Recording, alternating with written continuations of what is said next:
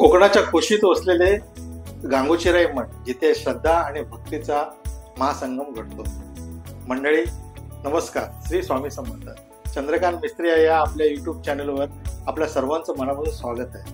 मंडळी, मुंबई गोवा महामार्गावर सिंधुदुर्ग जिल्ह्यातील कसाल येथे असलेल्या गांगोचीराई मठात सिद्धपुरुष परमपूज्य बालब्रह्मचारी बाळा भिबा सावंत महाराज यांच्या सिद्धतेने पावन झालेल्या या स्थळी दरवर्षी आमलकी एकादशीच्या दिवशी त्यांच्या पुण्यतिथी निमित्ताने हरिनाम सप्ताह साजरा होतो.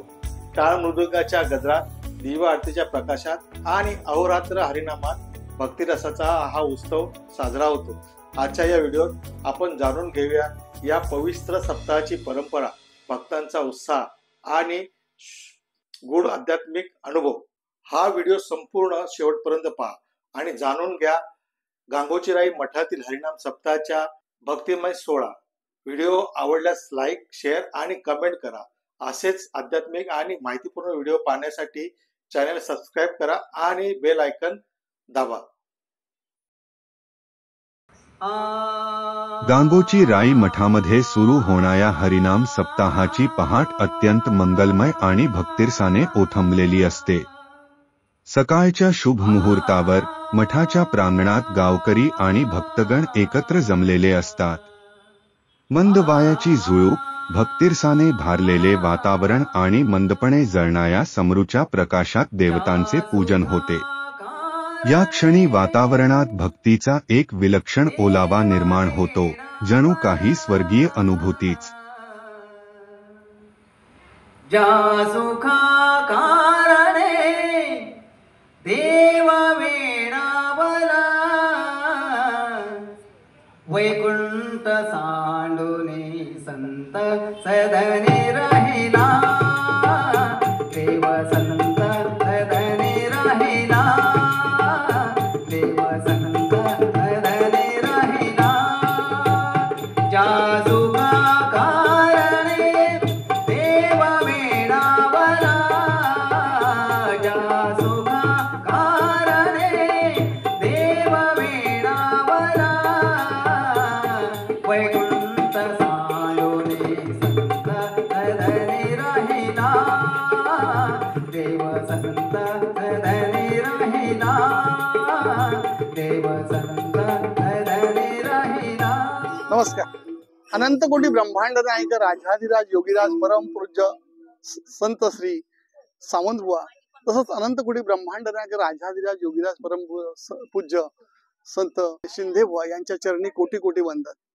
मित्र हो, आज आमलकी एकादशी आणि या आमलकी एकादशीला परमपूज्य संत श्री सावंत बुवा यांची पुण्यतिथी. खरं तर या पुण्यतिथीचा महिमा इतका महान आहे की त्या काळामध्ये पत्रकार किंवा वृत्तपत्र नव्हती आणि अशा काळामध्ये भक्तीचा महिमा लोकांच्या मनामनामध्ये जागृत करणारे आमचे संत परमपूज्य संत सावंत बुवा.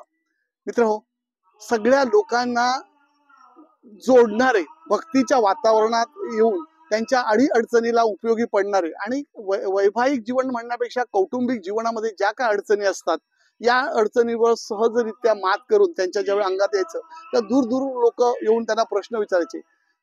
2-2, 3-3 पिढ्यामधले जे प्रश्न असायचे, काही त्यांना त्रास व्हायचा, या अशा प्रसंगामध्ये त्यांनी खूप भक्तीच्या मार्गातनं अगदी चांगल्या लोकांना मार्गदर्शन केलं. आणि त्यांचा महिमा असा की या आमलकी एकादशीला हा सप्ताह बसतो. खरं तर हा सप्ताह 1.5 दिवसाचा असतो आणि दुसऱ्या दिवशी त्या ठिकाणी सगळ्या लोकांना महाप्रसादाचं भोजन असतं. पण मित्र, जितकं महाप्रसाद एक तीर्थ प्रसाद म्हणून ते लोक तेवढं सेवन करतात, त्याचप्रमाणे भक्तिमय वातावरणामध्ये 2 दिवस अगदी तल्लीन होऊन लोक भक्तीच्या भजनं करतात. आणि त्याचप्रमाणे दिंड्या असतात आणि या दिंड्यांच्या माध्यमातून लोकांना एक आनंद मिळतो, एक स्फूर्ती मिळते, एक प्रेरणा मिळते आणि पूर्ण वर्षभराची प्रेरणा या भक्तीच्या वातावरणातून ते घेऊन जातात. हे खरं म्हणजे मोठं भाग्य आहे. आणि सगळ्यात महत्वाचं सांगायची गोष्ट म्हणजे आम्ही पुण्यशाली आहोत की असे 2-2 संत ज्यांचं ब्रह्मचर्य व्रत बालपणापासून ज्यांनी राबवलं, अशा 2 महाराजांची इथे समाधी आहे. आणि त्यामुळे त्याची प्रचिती नवीन पिढीला आहे, त्याचबरोबर मागची पुढे आपला वारसा हा पुढे चालवत आहेत आणि नवीन पिढीला आपल्या या भक्तिमय वातावरणामध्ये सगळ्यांना रममान करण्याचं कार्य हे खरे सगळे भक्तगण करतायत. सर्व देवतांचे पूजन विधिवत पार पडल्यावर ओटी भरण्याचा शुभ सोहळा सुरू होतो. सवाष्ण स्त्रिया पारंपरिक अलंकारांनी सजलेल्या असतात. त्यांच्या हातातील ताटांमध्ये हळदकुंकू, फुले, नारळ आणि अक्षता असतात. त्यांच्या डोळ्यात भक्तीचा आनंद दाटून आलेला असतो, जणू काही त्या स्वतः देवीचा प्रसादच स्वीकारत आहे. ओटी भरण्याचा सोहळा केवळ एक परंपरा नसून तो श्रद्धा आणि भक्तीचा संगम असतो. नवस्फूर्तीच्या आनंदात उजळलेली प्रत्येक भक्तांची चेहरेपट्टी हा सोहळा अधिक भारावून टाकते.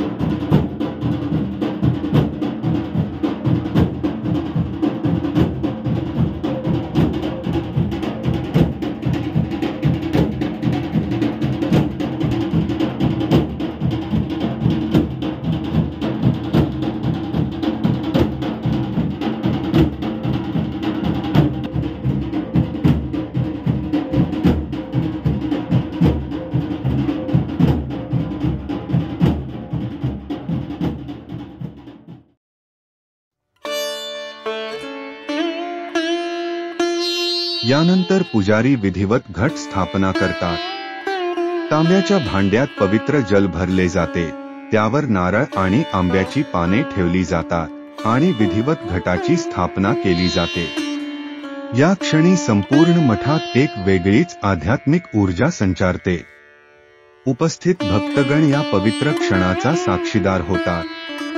मनात एक विलक्षण शांती आणि समाधान अनुभवू लागतात.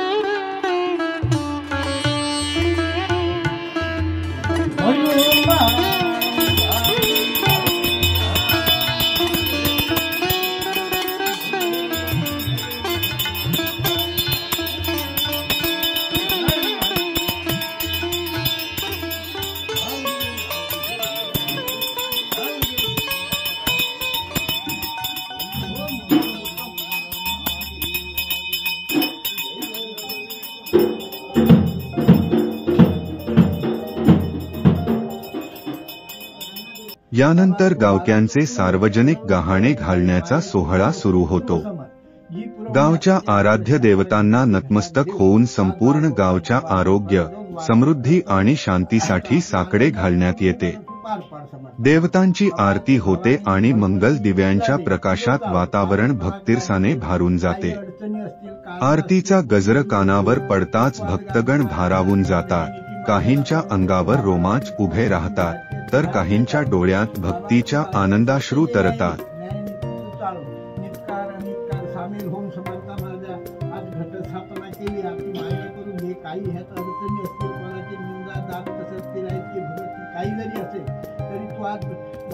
दैवशक्तीवर तुझ्या तत्वावर तुम्ही बाहेरचे बाहेर फेटाळून लाव समर्थांना.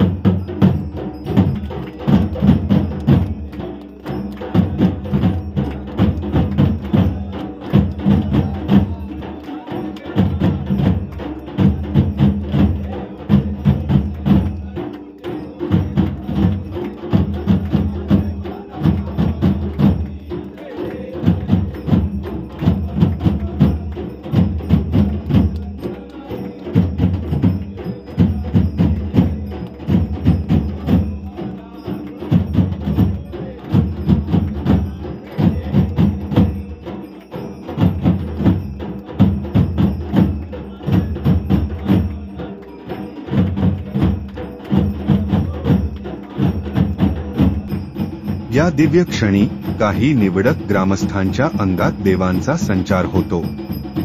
डोळ्यात तेज, शरीरात थरार आणि मुखातून निघणारे मंत्रोच्चार यामुळे संपूर्ण मठ परिसर एक वेगळ्याच वातावरणात गुंगून जातो. हा अनुभव केवळ पाहण्याचा नाही, तर मनप्राणात्म्याने अनुभवण्याचा असतो. उपस्थित भक्तगण नतमस्तक होऊन हा अद्भुत आध्यात्मिक क्षण आत्मसात करतात. काही जण भक्तिभावाने भारावून जाऊन निःशब्द होतात, तर काही भक्तगण आपल्या भावना अश्रूंमध्ये व्यक्त करतात.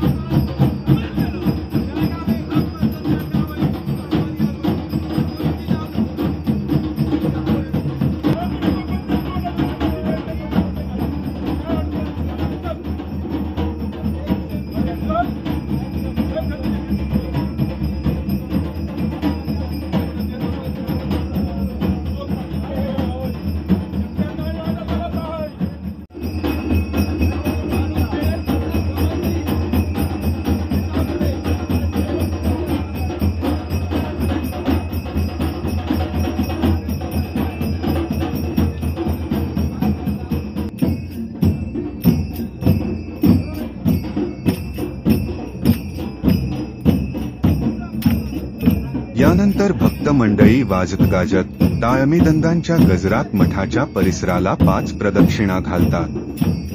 उत्सवाचा जल्लोष, भजनांचा गजर आणि भक्तिरसात न्हालेल्या भक्तांचा उत्साह यामुळे संपूर्ण परिसर दुमदुमून जातो. प्रत्येकाच्या चेहऱ्यावर भक्तिभाव झळकत असतो. भक्तगण आनंदाने टाळ्या वाजवत, हात उंचावून हरिनामाचा जयघोष करत असतात. या मंगलमय क्षणानंतर हरिनाम सप्ताहाला अधिकृत सुरुवात होते.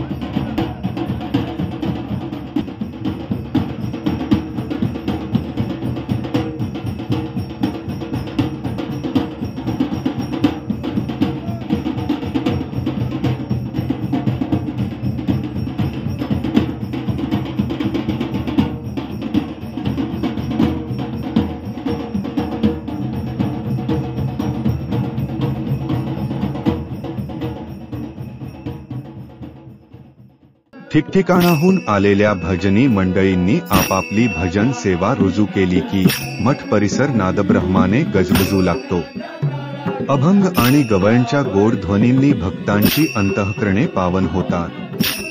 कधी संत तुकारामांच्या अभंगांच्या ओळी कानावर येतात, तर कधी नामदेवांच्या गवळणींनी वातावरण भारून जाते. या भक्तिरसात न्हाललेल्या मठात रात्रभर जागर असतो आणि भक्तांचे मन नामस्मरणात लीन होऊन जाते. काही भक्तगण आपले सुखदुःख हरिपाठात विसरतात, तर काही जण या सोहळ्यात आपली भक्ती अधिक दृढ करतात.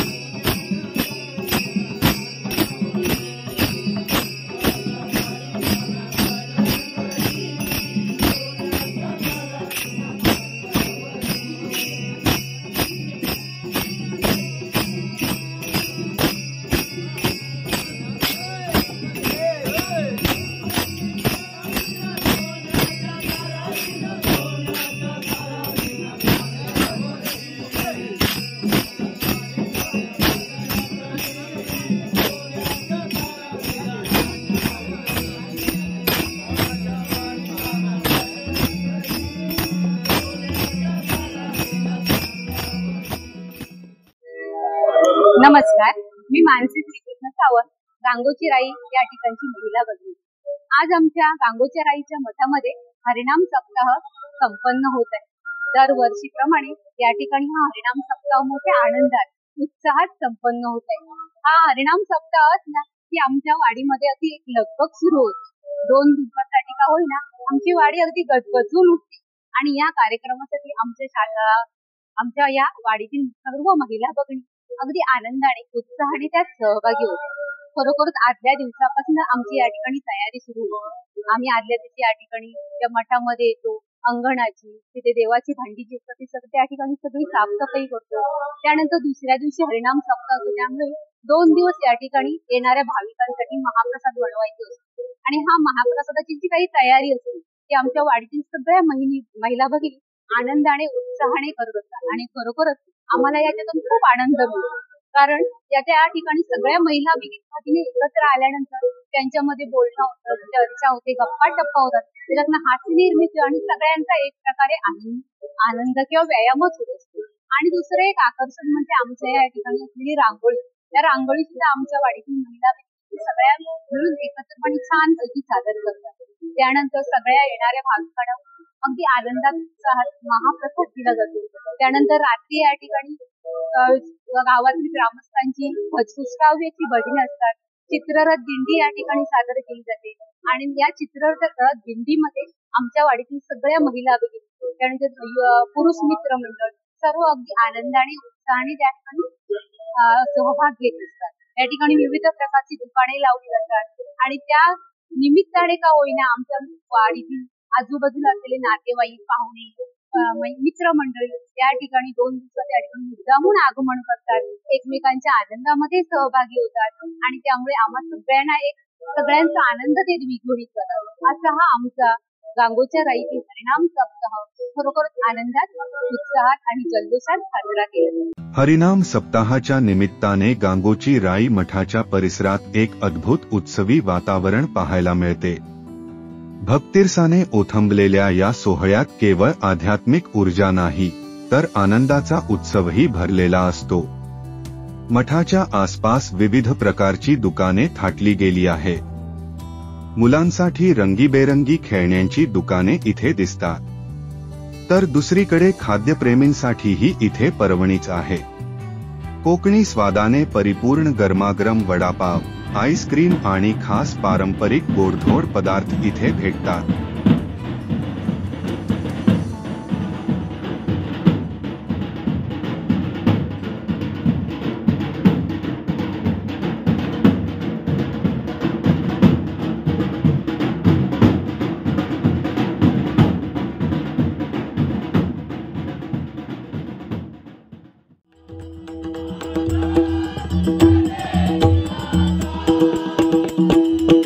एका गणाने माय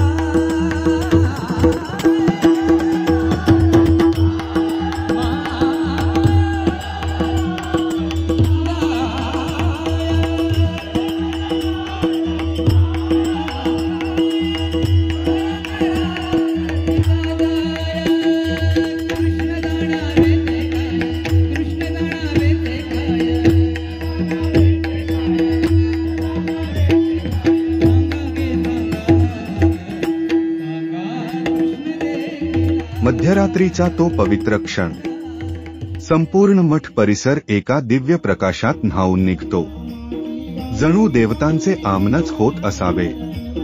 अंधाराच्या कुशीत लुकलुकणाऱ्या दीपमाळा आणि टाळमृदंगाच्या नादात गुंग होणारी भक्तांची मने. हा क्षण अनुभवताना मन भक्तिरसाने ओथंबून जाते.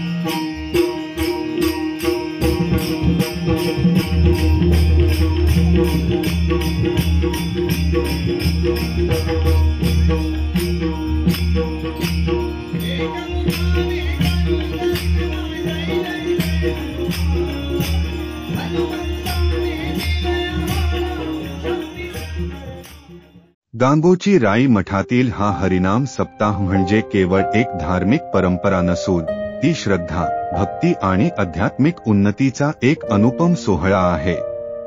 अशा मंगलमय वातावरणात सहभागी होणे म्हणजे जणू परमेश्वराच्या चरणी स्वतःला अर्पण करण्याचा एक दिव्य योग आहे.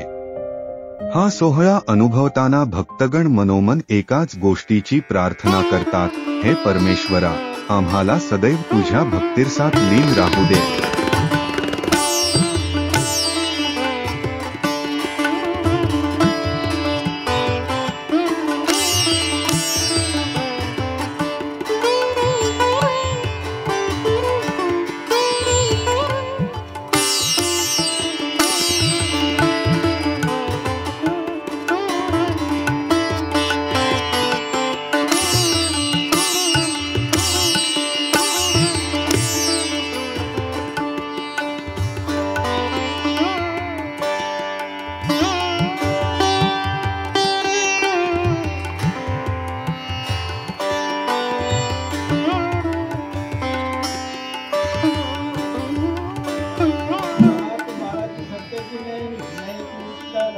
शामिल हो. न्यायनीती मर्यादा प्रमाणे आज दुसऱ्या केलेल्या कामाची पूर्तता करून तुकडा मसाला काय असेल तर माफ कर आणि तू आयुष्याची माफी करून घे.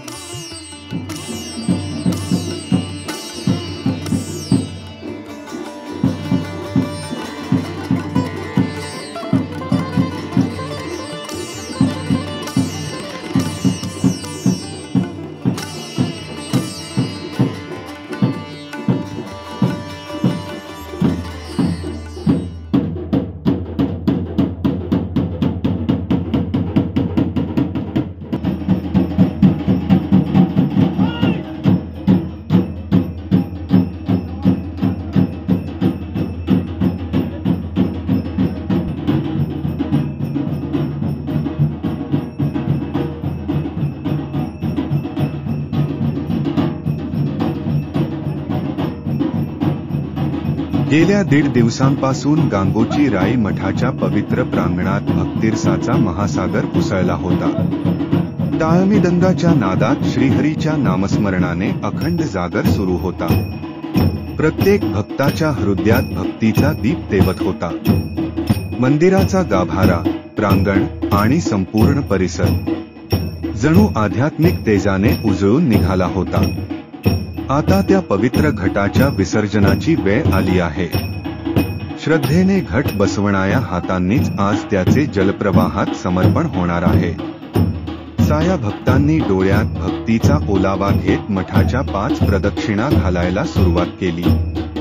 वाद्यांच्या गजरात, टाळमृदंगाच्या तालावर, जयघोषात संपूर्ण मठ गुंजत आहे. पुन्हा एकदा त्या घटासोबत भक्तांचे संकल्प, प्रार्थना आणि श्रद्धेचा संगम जवळच्या नदीपात्रात विलीन होणार आहे. जणू त्या पाण्यात भक्तांचे प्रेम, भाव आणि समर्पण मिसळून एक होणार आहे.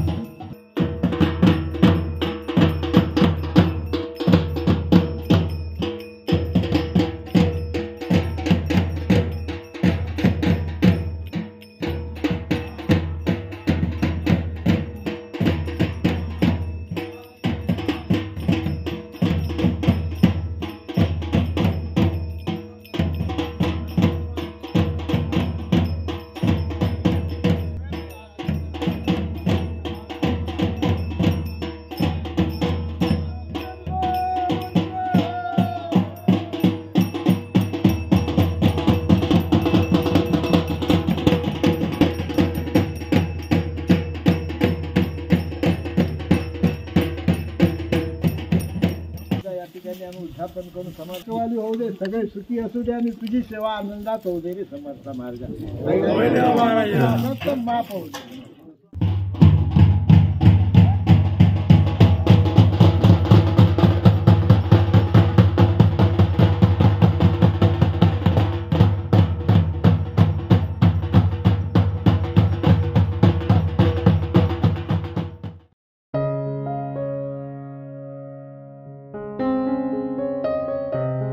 शेवटी महाप्रसादाचा सोहळा सुरू होतो. हजारो भाविक भक्तिभावाने एकत्र बसून प्रसादाचा स्वीकार करतात. हा केवळ जेवणाचा प्रसंग नसतो, तर तो असतो परमेश्वराच्या कृपेचा प्रसाद घेण्याचा, संतसंगतीचा आणि आत्मिक समाधानाचा. हरिनामाचा हा भक्तिरस प्रत्येकाच्या मनात कायमचा ठसला आहे. आता वर्षभर वाट पाहायची पुढच्या हरिनाम सप्ताहाची, जिथे पुन्हा भक्तिरसाचा सागर उसळेल आणि या पावन स्थळी सर्व भाविक पुन्हा एकत्र येतील.